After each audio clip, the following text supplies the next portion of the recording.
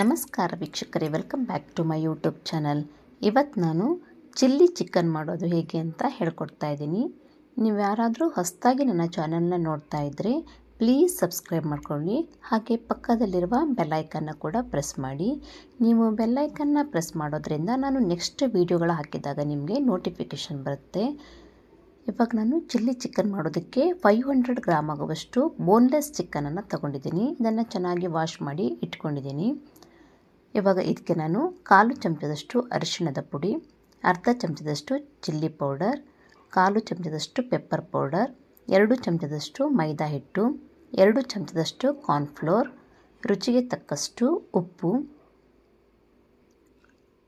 1 ಚಮಚದಷ್ಟು soya sauce, ಅರ್ಧ ನಿಂಬೆಹಣ್ಣಿನ ರಸ, ವಿನೆಗರ್ ಇದ್ದರೆ ಅದನ್ನೇ 1 ಸ್ಪೂನ್ ಹಾಕ್ಕೊಳ್ಬೋದು, ಅರ್ಧ ಚಮಚದಷ್ಟು ಶುಂಠಿ ಬೆಳ್ಳುಳ್ಳಿ ಪೇಸ್ಟ್, 1 ಮೊಟ್ಟೆಯನ್ನು ಈ ಥರ ಮಿಕ್ಸ್ ಮಾಡಿ ಹಾಕ್ಕೊಳ್ತಾ ಇದ್ದೀನಿ.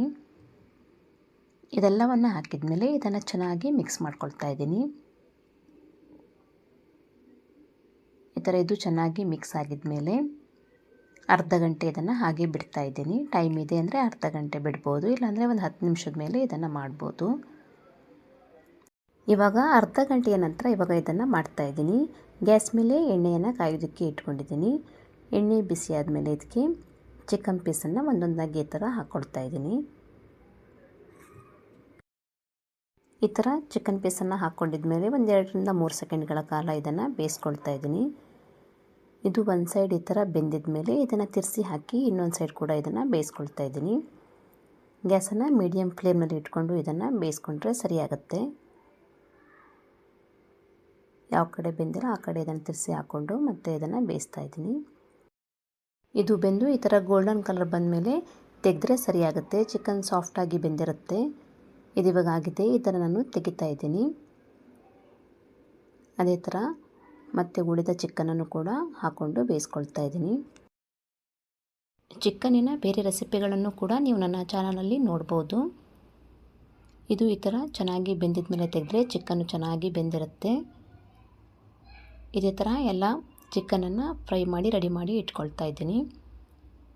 ನಂತರ ಗ್ಯಾಸ್ ಮೇಲೆ ಕಡಾಯಿಯನ್ನು ಇಟ್ಕೊಂಡು ಇದಕ್ಕೆ 1 ಚಮಚದಷ್ಟು ಎಣ್ಣೆಯನ್ನು ಹಾಕ್ಕೊಳ್ತಾ ಇದ್ದೀನಿ. ಎಣ್ಣೆ ಬಿಸಿ ಆದಮೇಲೆ ಇದಕ್ಕೆ ಕಟ್ ಮಾಡಿ ಇಟ್ಕೊಂಡಂಥ ಸ್ವಲ್ಪ ಶುಂಠಿ ಮತ್ತು ಬೆಳ್ಳುಳ್ಳಿಯನ್ನು ಹಾಕ್ಕೊಳ್ತಾ ಇದ್ದೀನಿ. ಇದನ್ನು ಹಾಕಿದ ಮೇಲೆ ಇದನ್ನು ಸ್ವಲ್ಪ ಹೊತ್ತು ಫ್ರೈ ಮಾಡ್ಕೊಳ್ತಾ ಇದ್ದೀನಿ. ಇದು ಫ್ರೈ ಆಗಿದ ಮೇಲೆ ಇದಕ್ಕೆ ಕಟ್ ಮಾಡಿ ಇಟ್ಕೊಂಡಂಥ 2 ಹಸಿಮೆಣಸು, ಈರುಳ್ಳಿ ಮತ್ತು ಕ್ಯಾಪ್ಸಿಕಮನ್ನು ಹಾಕ್ಕೊಳ್ತಾ ಇದ್ದೀನಿ. ಕ್ಯಾಪ್ಸಿಕಮ್ ಮತ್ತು ಈರುಳ್ಳಿಯನ್ನು ಸ್ವಲ್ಪ ದೊಡ್ಡದಾಗಿ ಕಟ್ ಮಾಡಿಕೊಂಡ್ರೆ ಚಿಲ್ಲಿ ಚಿಕನ್ನಿಗೆಲ್ಲ ಚೆನ್ನಾಗಿರುತ್ತೆ.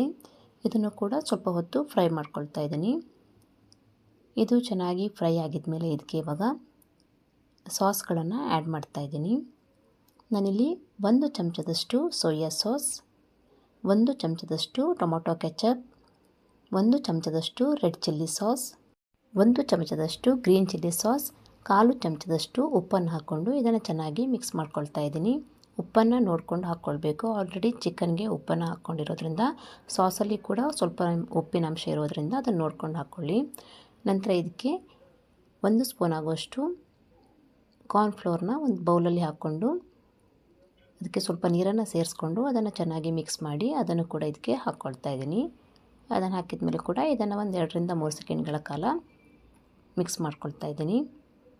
ಇದು ಈ ಥರ ಮಿಕ್ಸ್ ಆಗಿದ ಮೇಲೆ ಇದಕ್ಕೆ 1 ಗ್ಲಾಸ್ ಆಗುವಷ್ಟು ನೀರನ್ನು ಹಾಕ್ಕೊಂಡು ಮತ್ತೆ ಇದನ್ನು ಮಿಕ್ಸ್ ಮಾಡ್ಕೊಳ್ತಾ ಇದ್ದೀನಿ. ಇದೆಲ್ಲ ಚೆನ್ನಾಗಿ ಮಿಕ್ಸ್ ಆಗಿ ಇದು ಒಂದು ಕುದಿ ಬರೋದಕ್ಕೆ ಸ್ಟಾರ್ಟ್ ಆಗಿದ ಮೇಲೆ ಇದಕ್ಕೆ ರೆಡಿ ಮಾಡಿ ಇಟ್ಕೊಂಡಂಥ ಚಿಕನನ್ನು ಹಾಕ್ಕೊಂಡು ಇದನ್ನು ಮತ್ತೆ ಮಿಕ್ಸ್ ಮಾಡ್ಕೊಳ್ತಾ ಇದ್ದೀನಿ. ಇದನ್ನು ಇದೇ ಥರ ಒಂದು 2ರಿಂದ 3 ಸೆಕೆಂಡ್ಗಳ ಕಾಲ ಈ ಥರ ಮಿಕ್ಸ್ ಮಾಡ್ಕೊಳ್ತಾ ಇರಬೇಕು. ಸ್ವಲ್ಪ ಲೈಟಾಗಿ ಗ್ರೇವಿ ಥರ ಬೇಕನ್ಸಿದ್ರೆ ಮಿಕ್ಸ್ ಮಾಡಿ ಒಂದು 2 ಸೆಕೆಂಡ್ಗೆ ಆಫ್ ಮಾಡಿ.